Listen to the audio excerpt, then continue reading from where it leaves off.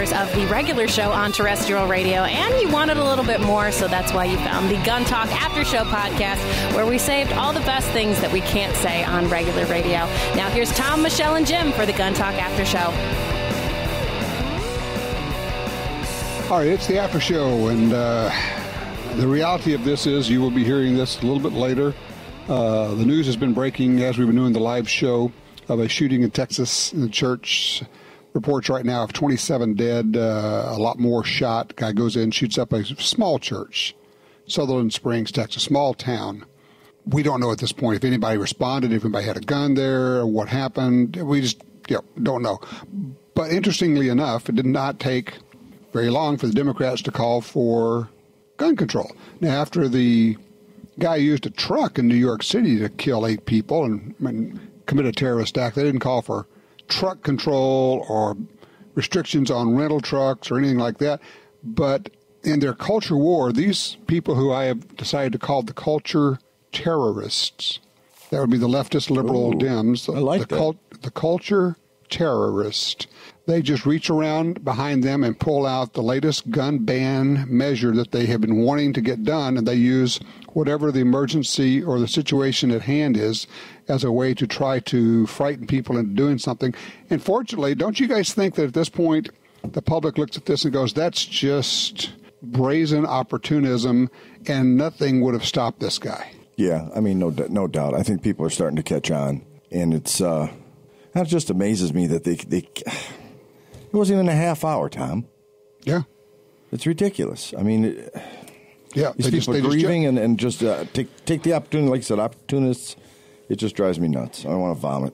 They're still medevacing people out, and these guys are saying, yeah, well, we should use this to our political advantage. That's what they're doing. Yep. I mean, make no mistake, they're just saying, how can we use this to promote our political agenda? That's what they're up to. Thanks, Rahm Emanuel. So, I mean, there we are. I'll tell you what, we got some people who've called in. Let's get to them. Michelle, hold on a second, if you would, please. By the way, Michelle is here. Say hi, Michelle. Hi, Michelle. There you go. I knew you would. You knew that was coming. That's right. Line 1, Bruce is with us out of Reno, Nevada. Bruce, you got an issue with an EMP? Yeah, I got an issue.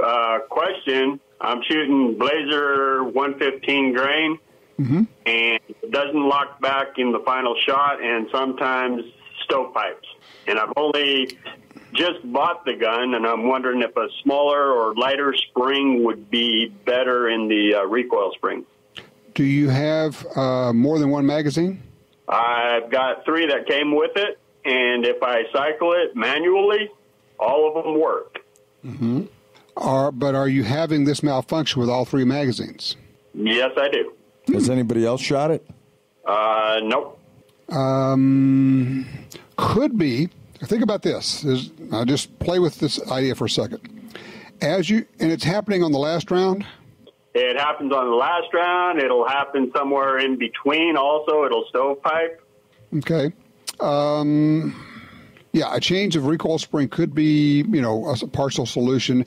If you are convinced that it is happening with all 3 magazines, we will eliminate magazines as an issue. What other handguns do you shoot regularly? I have a 9mm SIG P938, a Browning 380 in the 911 style. I've got a Timber Pro Carry 2 Sapphire. Okay, did you buy the EMP new or used? New. Okay. I'm going to suggest a couple of things. One is it may not like that ammo. Sometimes it happens. It just says, hey, I'm not going to shoot that ammo well, so get with some different ammo. You got to listen to what your gun's telling you sometimes. The other is I'm going to suggest, and I'm not trying to say anything mean or ugly here, okay? I want you to try a drill for me. When you're out shooting, you're shooting with 2 hands, right? Shoot with 2 hands. All right, I want you to grip it like your life depends on it. I want you to lean forward till your nose is over your toes and lean into it and grip it as hard as you can and rip off some rounds from all 3 magazines and see if it keeps doing it. There is a possibility, because of just the way that gun works and all, that it may need more resistance on the grip than some other pistols. With that particular load, with that particular pistol, with whatever it is, The other thing that's going to happen is, how many rounds do you have through that gun? I shot 150 rounds. Mm-hmm. Okay. There is a possibility. It absolutely is still breaking in. It takes about 500 rounds really to break in a pistol. Where you're smoothing everything out. Lube the heck out of it. Just grease the snot out of the slide and everything. And shoot it a whole bunch more, and it will burnish or smooth out everything, and it'll slide better. But while you're doing that, try that grip the devil out of it, just like white knuckle grip, and lean into it. I mean, like almost like you're going to fall over forward, and see if it still does it. If it does, then we've got a gun problem. If not, maybe it's just in the process of breaking itself in. It's going to get better. Sound reasonable? Okay. That sounds reasonable. The other question would, going up to a higher grain bullet, give me more recoil? Yes. If you went to a 124 or even 147 grain bullet, you're going to have a little bit more force working on that slide, and you probably will get rid of the problem. But if you got a whole big stack of this Blazer 115 grain, go ahead and shoot it up. It'll help you break in the gun. And as long as you're doing it, when it malfunctions, practice your malfunction drill. Tap rack and reload and get back into it. It gives you a chance to drop a magazine and work on that. Okay. And one last thing I want to say is my heart goes out to these guys in Texas. My belief is just because somebody has a sign saying don't come in, unless they've got metal detectors, that's not stopping me. I'm with you, my friend. I appreciate that. Thank you, Bruce. Lee is in Eastern Washington. He's got, I think, a cogent comment on this. Lee, I mentioned that we're in a 100-year war, and you disagree with me. What are we in? George Bush said that in New York also. It's a forever war. Yep. It's going to be as long as mankind. Well, when you think about it, we've probably been at this war for 2,000 years, at least not for the U.S., but just throughout the world. Yes, and it won't quit. I lived by D.C. when the Roy Rogers shooting took place. There isn't reasoning with monsters. I lived in Munich when the Israeli athletes were murdered. You can't talk with these people. All I can say is, like you've said pretty much, individuals can lose weight, work out, read, study, learn, pay attention to your surroundings, imagine and prepare for the unexpected. And lastly, as you've said, please God be with these families. Yep, absolutely. Thank you, Lee. I appreciate that. Tell you what, guys, let's take a quick break. We'll come back, regroup, catch a breath, and I want to pick this up. I also want to talk about something that happened to a friend of mine this week and talk about the situational awareness and how it played out for him. We'll come right back with Gun Talk.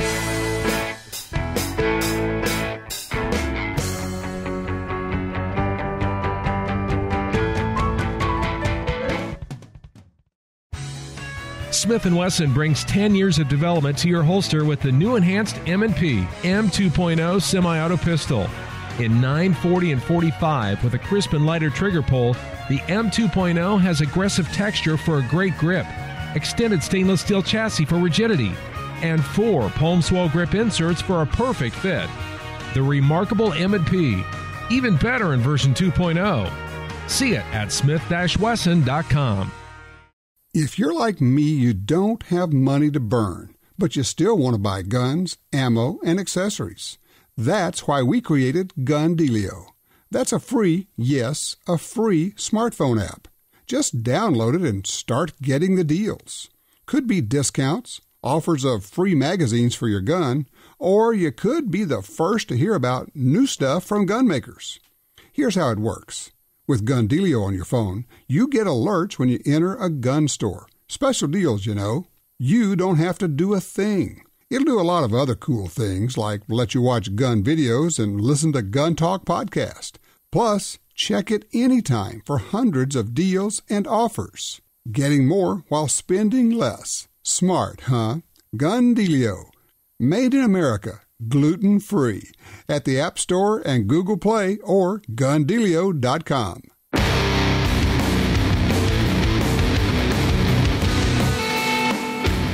All right, we're back. We got Jim and Michelle, and guys, you alerted me in the middle of the show of this shooting that was going on in Texas, and as I was clicking on things online, I'm just horrified. I'm horrified that somebody would do that, but I'm certainly not shocked. Are any of us shocked anymore? I'd have to say we're probably not shocked. I know with me, at least for some reason, the immediate response is I'm just emotional about this whole thing. Yeah, I mean, I just want to cry. That's as some of the callers who called in know that I am quite shaken by it. And it's just because it's frustration.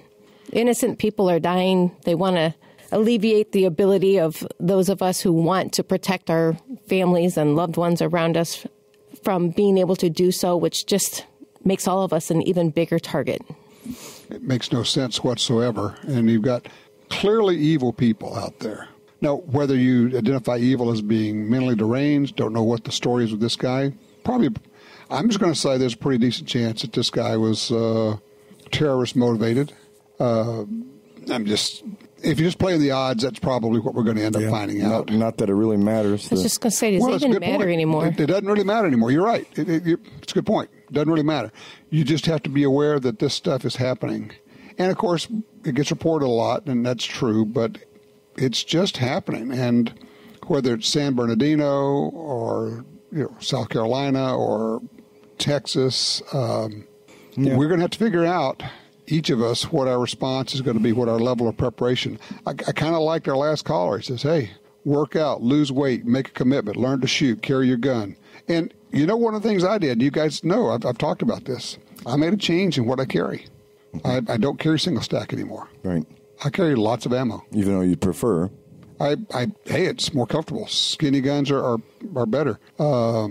I carry my general, when I walk out the house, I've got 27 rounds with me of 9mm. What's in the gun and the extra magazine. Mm-hmm. Not saying that's going to be enough. It's probably too much. But chances are I can change the dynamic of whatever is going on with 27 rounds. Oh, I don't think you're ever going to apologize to yourself for having too much ammo on you. Ammo, right. Yeah, that's for sure. No one ever said I had too much ammo in a gunfight. Right. No one. Well, here's a question/comment for you, Tom. Probably piss off some people. Don't care. Where does, and obviously this shooter's responsible for what he did, and I'm not blaming the way he was raised or he got fired from his job. I don't care about any of that stuff. What I do care about is, to me, there's some kind of shared responsibility with legislators and this gunman. How so? Well, let's assume, and again, I don't know if this particular church was a gun-free zone, but nationwide, most are. And there's exclusions where you can have your pastor say it's okay. But across the board, an overwhelming majority of churches are gun-free zones. And a lot of areas are gun-free zones. And the legislators are facilitate that. They're the ones that make that happen by having these ridiculous laws in gun-free areas in general. So, did they pull the trigger? No. But they have some hand in it, in a second-hand responsibility to me. Yeah, I know what you're saying. Yeah. All right, let me ask you this. Then if we acquiesce to that and we put up with that and we don't carry in those places, do we have a responsibility also? Absolutely, but your operative term is if. Mm-hmm. And, you know what I do. I carry everywhere. Yeah, just do. If they don't have a metal detector, I'm carrying. Yeah. Unless it's a place where it's going to be a felony, right, to get caught. We're going to, courthouse, not going to do that. But there's that. What's the worst that can happen? Let's play this out. You're involved in a shooting and you saved your life or just slowed the guy down or whatever. I don't care. And you get in trouble. Right. I don't care. Right. What's the worst they're going to do? Put me in jail. Okay, fine. Right. We'll do that. We'll go there. You have to survive to get to jail. I'll fight it. As we say, that's problem number 2. We've got to deal with problem number 1, which is this guy is shooting people. I can't tell you how many times I've been in a place where I'm thinking, okay, what's the longest shot that's possible here? Mm-hmm. Can you make that shot? And that's why I practice, and I am pretty confident of being able to make a 50-yard shot, 150-foot shot with my everyday carry pistol. Mm-hmm. Pretty confident. I know in a situation like that, I could, and I talked about closing the distance. Generally, when we're training, we're backing up. But you know what? You also have to train to move forward because in a situation like that, the closer you get, the less likely you are to hit somebody else, mm-hmm. and the more likely you are to get hits on target. And you need to be moving, for God's sakes. Right. But with that also comes a chance that you may get hit. So it's not like you're going to rule out concealment and covering on the way to them. But that's a given, yeah. But look, this thing is going to happen in seconds. So the other part of it is when you get to wherever it is you're going, today, tomorrow, the next day, every day, wherever you're going, you sit down and you go, this is the place where it's going to happen. Mm-hmm. Not that you're crazy, paranoid, and that you say, okay, this is where it's going to happen, and if it does, I will go here, here, here.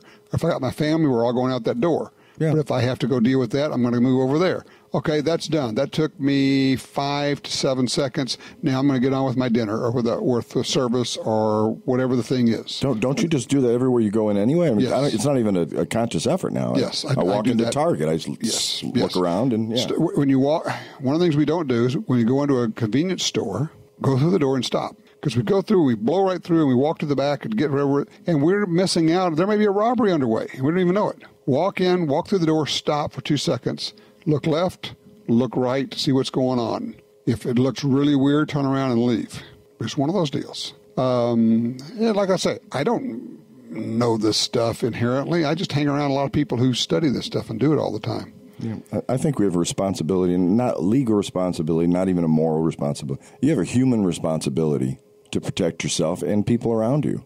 And I think if you're falling short of that because, well, there's a sign here, and could you imagine how terrible it would be to be in a shooting situation like that, saying, man, I could have stopped it, but I followed the sign. I left my gun at home today because I didn't want to wear it with these slacks. There have been studies about people who didn't resist. You live with that the rest of your life. Would you necessarily charge into that situation if you were on the outside?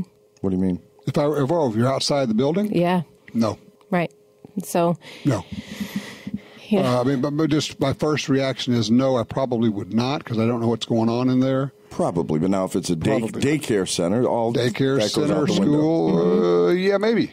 There's no absolute. Yeah, maybe. I don't know. Right. But you got to live with yourself afterwards. Well, look, the studies of rape victims. Mm-hmm. The ones who resisted, even if they got injured because they resisted, are much better able to live afterwards. The ones who didn't resist routinely report having trouble living with the whole thing because they didn't resist. There's some kind of guilt thing going on. And it's wrong, it's horrible, they shouldn't feel guilt, all of that. But I'm just saying that's just the way our minds work. Mm-hmm. Not responding, not resisting when you could have actually has serious consequences. Everything's going to have a serious consequence. It's a cluster. It's a mess. Well, I think part of our training is exactly that. It's physically, it's mentally, and then it's the emotional follow-up. Mm-hmm. And, when we go through and we do these trainings and we talk about training, we talk about shooting, there's that one surge that goes through everybody that some people don't know how to work. They don't know how to work through this, and it's the thing called adrenaline. Because they have practice. But it makes you do, your heart is erratic and you're shaking all over the place. And how do you create that situation when you're training? Right. Well, it's a great question. The term I've heard is stress inoculation. Right. Mm-hmm. And they just put you into stressful situations over and over again to where you just kind of go, yeah, been there, done that. I'm just going to go do the thing I need to do here. And yeah, there are people running around and screaming and bleeding and shooting at me and everything else. But think of Navy SEALs and their training. They just move through the building and shoot the people who need to be shot. Right. You keep your eye on the so-called target. Yep. Keep your eye on the target. Keep your eye on the prize here. Michelle, it's a wonderful question, and it's one of the frustrating parts for me is trying to convey to people that if you're standing in a lane at an indoor range, you're practicing shooting, but you are not training for self-defense. If you can't move while you're shooting, you're not in the right place. And if your instructor isn't teaching you to move and shoot and issue verbal commands at the same time, you don't have the right instructor. It's a different class, and it may be a worthwhile class, but it's not the definitive self-defense training that I would suggest that you probably need. Right. Your threat is going to be moving. They're going to be advancing, moving left, moving right, trying to get out of the room the same as you're trying to. It's definitely a delicate dance. When you read these books and you look at some of the different breakdowns of crime scenes, some people avoid large, let's just say churches, due to the fact that there's no easy way out. There's no easy exit. Yeah, I don't know if you've seen any of the pictures on this online, but this is a little bitty church. It's not a big small congregation. Yeah, it's a small church in a small town in Texas, and Who knows why? Who knows why he chose it? Who knows? You know, we don't even know what happened inside. I mean, it's Texas. There's a possibility somebody did have a gun. Maybe, who knows? Maybe that's why the guy ended up stopping and leaving. No way of knowing at this point. We'll find out. We'll know more in 12 hours from now when we're talking. By Monday, we'll know an awful lot more about the whole thing. Right now, I'm just freaking mad. I'm mad at this SOB, and I'm mad at the leftist Democrat sons of bitches who are using this tragedy to advance a political agenda. It's heartless, it's cruel, it's inhuman. And it's predictable, is that? Yeah, it is. It's predictable. Tell you what, let's take a break. I need to take a breath here because this has really got me going. Tell you what, we'll be right back with more of the After Show.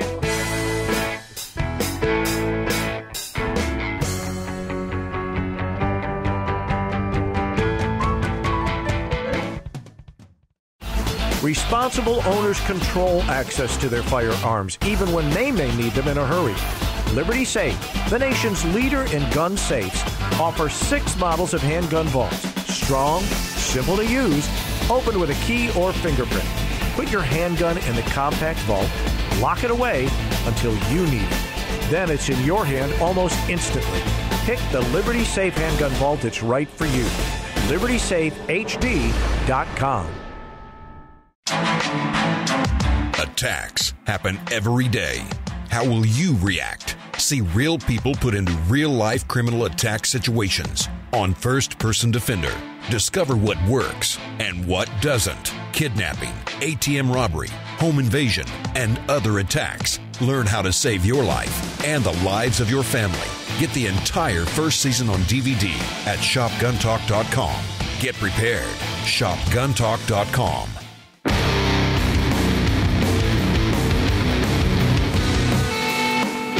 All right, I'm still checking this as we go. As we're doing this right now, it is 4:30 Central Time on Sunday, so not much more news on this shooting in Texas, the church shooting. I'm visiting with Jim and Michelle. Wow. I got a question for you. Do you think this is going to motivate more people to get serious about self-defense with firearms? I have to say yes. I think that's the biggest result from a lot of these mass casualties. Do you see any increase after a mass casualty of people inquiring about CPL classes, etc.?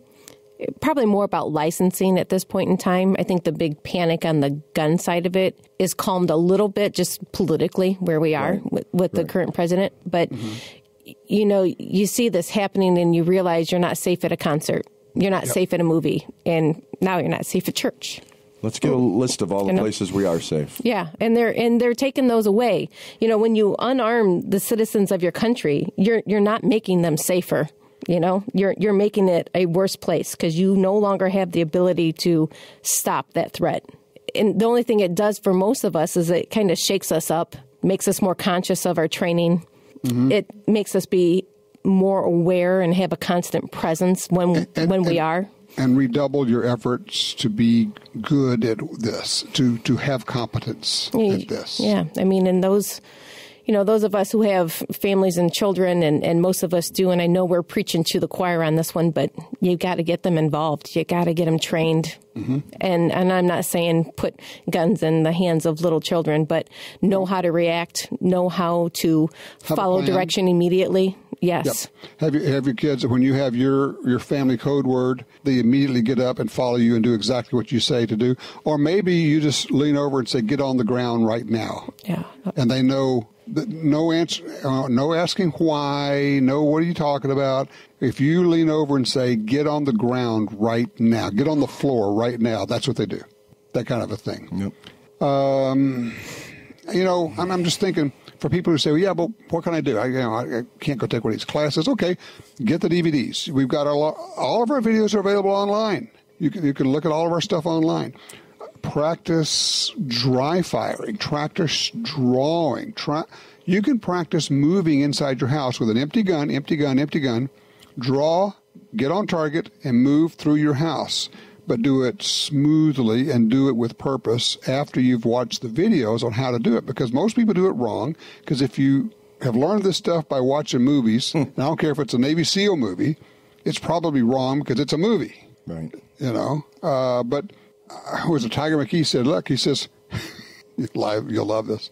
I laugh at him, and he laughs at himself. He said, look, he says, when I'm watching TV and I get up and go into the kitchen, I get up and draw my gun, and I move backwards into the kitchen because I want to practice being able to move backwards with my gun out. I can see him doing that. That's great. You know, he says, because now it feels natural. I know how to go. When I go backwards, my toe hits the ground first, and I roll back to my heel. Mm-hmm.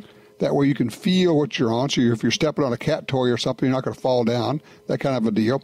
He said, but just every time I move, and people go, oh, that's just paranoid. Well, maybe, or maybe it is called being prepared and working on your skill set. Mm-hmm. But not just that, but I'm going to throw out there, do this in the dead of night. Do this in the dark. Yeah. Move around your house in the dark. Let me tell you a story. I mentioned a friend of mine. He was talking about the night. A buddy of mine sends me a note. He says, thank you. And said, I've been listening to you for a long time. And he was in Oklahoma at dinner at a restaurant with three of them, two guys, two of his buddies, just the three guys. He goes to the bathroom, goes to the stall urinal, and there's a guy there. And he says he does his business. And then when he comes back, there's two guys like at one urinal. He said, well, that's kind of weird. He says, but what the heck? It looked consensual. But then when he walked by this, like guy number two, this guy said something to him. He didn't know what it was. He walks on out into the restaurant where his buddies are, and this guy starts to follow him. That's weird. This guy number two. And so he gets with his buddies, and they go out there leaving the restaurant, and this guy is behind him. Mm. He says at this point, the hairs just stand up on the back of his neck. He does not have a gun with him. Oh. Well, we'll talk about that in a minute. But he said he did have a knife. He did have his flashlight, but he didn't use his flashlight. I told him later, I said, man, that's what I would have done. But anyway, this guy kept coming. And the other two, what's interesting is the other two guys with him never knew what was going on. Never saw it, weren't aware, completely clueless of the whole thing. And this guy keeps coming up, and my buddy turns around and just yells at him, stop right there. And what was interesting is, in a big, loud voice, and the guy kept coming. So when you tell somebody to stop, but he keeps coming at you, that's a signal right there. That's a threat. Yeah, no doubt. Yeah. So he said he pulled his knife out and told the guy, said, move back 20 feet right now. He said the guy finally stopped and started backing up. And at this point, his buddies kind of figured out what's going on. So they all go and get in the car and leave. And he said, I want to thank you for increasing my situational awareness and all that stuff. And I said, well, I got 2 points. One is if you're not going to have a gun, you had the flashlight, I would have hammered him right in the eyes with the flashlight. I would just shine that thing in there and just blinded him. And the other is, I think if you pulled your knife, even if you didn't pull your knife, what you should have done is when you got in the car, you should have called 911. Right. Because chances are he's either a bad guy or he's got a mental deficiency. And either way, there's a really, really good chance the cops know him by first name. And there's a real good chance he's lining up his next victim. That isn't and they want to know where he is, and they want to know, we're going to go get Fred. He's up to his old tricks again, And also, if you pulled a knife out, somebody's going to call and say, hey, there was a crazy guy with a knife. Right. Mm-hmm. So you want to be the 911 caller on that one. You're the first to call, right. Yeah. But to your point, Michelle, is having that flashlight always, always, always, always with you. I'm talking about one of those small tactical flashlights. I like that, was it the Surefire? Streamlight. The Streamlight ProTac 1L. It's a little bitty thing, a little bit larger than a chapstick, but it's really bright, and you can always have it with you. And I probably use it 20 times a day. It's just because I'm always trying to find something. You do, don't you? You're looking in the bottom of a bag or something. Security, aisle 7, we've got a man with a flashlight. Well, it's clipped to your pants pocket like your knife is.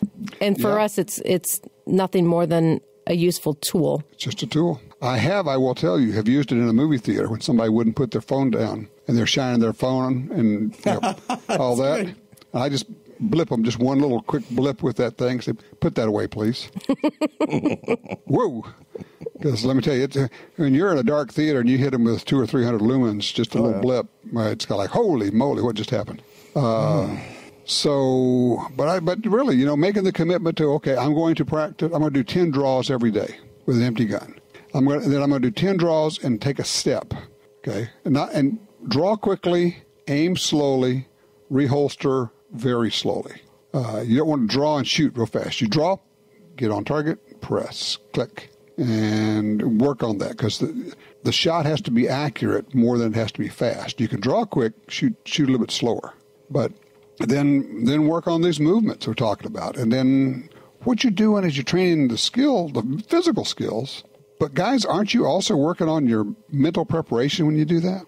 Right. And if you have children in the house, I guarantee your movement's going to be towards taking those kids out of their rooms and having them follow you somewhere. Mm-hmm. And you want them to be as quiet as possible. I don't know what your thoughts are as to, Saturday night we're having this drill and your alarm goes off 3:17 in the morning, and this is what we're going to do. We're going to practice, and we're going to do. And the thing is, so that you're not really frightening them about that, we're going to have fire drills in our house because they talk about that in school, and we're going to have our meeting. We're all going to go out. We're all going to meet outside at this tree on the fire drill, and we're going to have our word for that. But we're also going to have the drill where I come in and wake you up and say, "Okay, come with me." And we're going to all go down to the safe room or the basement or wherever it is. We're all going to gather so we can count heads, and we're all together. And for those who are trying to figure out, well, what are we talking about? You're all going to be in one room. Maybe it's the master bedroom. You're going to call it 911 from there. You're going to have a door that locks, a door on your bedroom that locks. And that way, if anybody wants to come in, they got to come through that door, and you've got them in the fatal funnel. You're holed up behind the bed. You got everybody back there, and you're waiting for the cavalry to arrive. Don't go looking for trouble. Get your people together and hunker with your gun. I like it. It's just the stuff. It's what we get from all this training, from hanging around. I mean, Michelle, in your family, you've got all these people that have all this training and all this real world experience, and it just rubs off on you when you're around them all the time. Right. And, sometimes just watching it and talking about it with one another over and over again, that is your mental plan. It's there because you've said it so many times out loud. It is. Yes. It is there. And that envisionment, you are what you want to see yourself be. You are safe if that's how you want yourself to be. You will be the winner if that's what you want to be. And when you do this, you got to see yourself as the winner. And winning doesn't mean you don't get hurt. It just means you keep fighting through whatever it is, and at the end, you're going to come out the winner. Right. Your persistence to never give up. I have a little challenge I'd like to throw out for both of our listeners, Tom. Okay, go for it. This week, obviously, this training thing comes to mind again with situations like this, and this is in addition to that. Find somebody that's never shot. Take them shooting. Mm-hmm. I can't think of a better time because right now, people's emotions are going to be high. The politicians take advantage of it for their ridiculous causes. We should use this as an opportunity. I hate to use the term, but that's what it is. Opportunity to bring people into this, and you could help people help themselves. Yeah, you could be saving a life indirectly, and you don't even know it. Yeah, make sure they understand it's safe. We're not going to do anything that's frightening. We're not going to do anything ninja-like. We're just going to go out and do some nice, fun, easy shooting. I'll provide the gear. I'll provide the ammo. Whenever I do that, I give people their own ear protection and shooting and eye protection. They get to take it home. We should go shooting with Tom more often, Michelle. Right. Yeah, that's right. Get some new glasses a month. You're going to end up with a whole bunch of dirty foam earplugs. Oh, you give them new earplugs. Oh, that's where I made the mistake. The great part about foam earplugs, when you leave them in the pants pocket, like I've never done that, when you wash them, they all come out clean. That's right. It's fantastic. Every pair already has their own set of earplugs when you put on your jeans, right? That's right. I just have to sort through the guitar picks to get to the earplugs. Well, that's another thing there. Well, guys, this is, as you said, it's upsetting, but it is, I think, I hate to call it an opportunity, but it's one of those touchstones where you say, okay, I'm now going to rededicate myself to being safe and to being willing to help others and to talk to other people about this and say, look, wouldn't it have been wonderful if and I'm assuming, but there may have been somebody there that had a gun. I don't know. I don't know if that transpired. We'll find out. But it's like I asked somebody sometime, I said, look, they said, well, I just don't know about having a gun for protection. I said, well, if somebody came in here right now and started shooting up this place where we are, would you rather me have my gun or not have my gun? Right. Oh, yeah, that. Mm-hmm. So there it is. Well, maybe not opportunity. Maybe the word is this is a wake-up call. You've been sitting on your ass too long. Get up. Oh, yeah, and by the way, talk about your wake-up call. If you're not a member of the NRA, shame on you. Get your ass in gear and join because they are using this to come after us, and they're getting pretty damn good at it. Well, and in closing, I would just like to say this coming election day, this type of situation and this conversation should be foremost on the thoughts when you go to those polls and you cast your vote, because there's lots of people that are running for different departments and areas of the country that do not have our best interest, obviously. Yep. And not even talking just from a pro-gun standpoint. I'm just talking from a safety standpoint. Get off your rear and get in gear. Michelle, thank you so much. Jim, as always, thank you. Michelle, go home and hug your family. Absolutely. It's where we are. And nothing but prayers sending out to those who were affected by this in every form or fashion, including the first responders, the cops, the paramedics, and everybody else. It's a horrible, horrible thing for everybody involved. Amen. Right. Next week, guys, make that commitment. We'll see you there. Well, that wraps up another Gun Talk After Show. But if you want even more gun-related stuff, don't forget to check out Gun Dealio. It's the app for Apple and Android phones that connects you to all the Gun Talk shows, plus even more. And we'll catch you next time for the Gun Talk After Show.